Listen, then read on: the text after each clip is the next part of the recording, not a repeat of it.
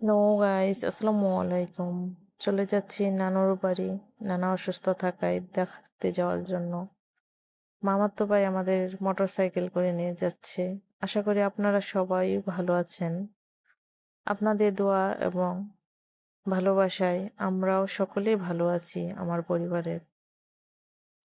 এই যে যাচ্ছিলাম তাই ভাবলাম আপনাদের সাথে ভিডিওস ক্লিপ নেই, শেয়ার করি।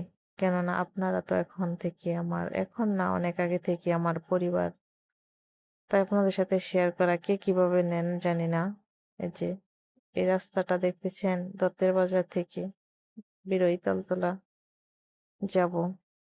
এই যে রাস্তাটা কত শত যে স্মৃতি রাস্তাটায় বলে প্রকাশ করার মতো না। আসলে নানুর বাড়িতে থেকে আমি বড় হয়েছি। শৈশবটা পুরাটা নানুর বাড়িতেই কাটানো। এই আর কি, সাংসারিক জীবনে তো যাওয়া আসা নাই।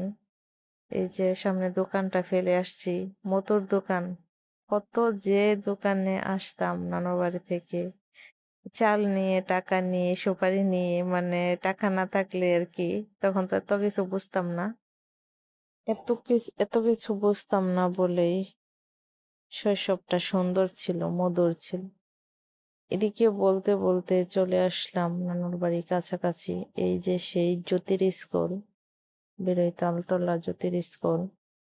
আসলে এখানে যে কত শত স্মৃতি জড়ানো আমার এই স্কুলটার মাঝে, বলে প্রকাশ করার মতো না। ওই যে স্কুলের বারান্দাটা দেখছেন, কত যে মানে, হ্যাঁ, যে বসে থাকতাম কাগজে আর বান্ধবীরা টানতো, মানে মজাই ছিল।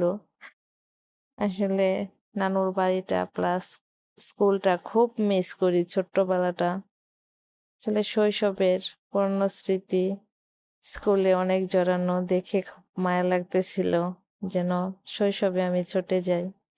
আসলে চাইলেও সংসার, সাংসারিক জীবন, বাচ্চা, ছেলে দুটো স্কুল, এসব সামলে আর আসা হয় না। এই যে আমার নানুর বাড়িতে বলতে না বলতে চলে আসলাম।